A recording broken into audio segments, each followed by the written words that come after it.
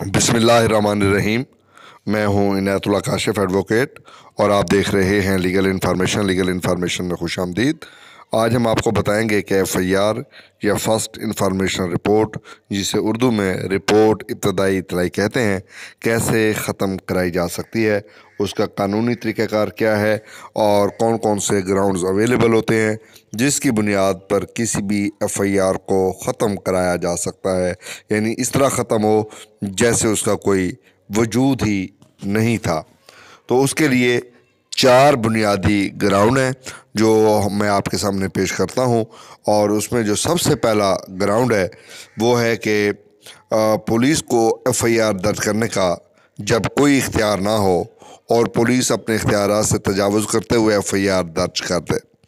दूसरा, जब वाक़यात मंदरजात FIR से कोई जुर्म ना बनता हो, यानी जब कोई जुर्म ही मेड आउट ना होता हो, तो फिर FIR का वजूद मुमकिन नहीं है कि वो रह जाए।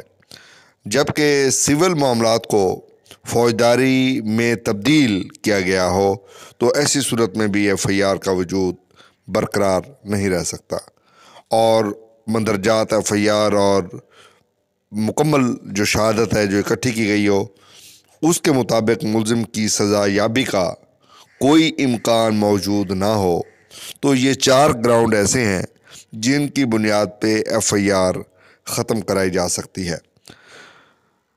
उसके लिए जो जजमेंट है वो है 2016 पाकिस्तान क्रिमिनल लॉ जनरल 1144।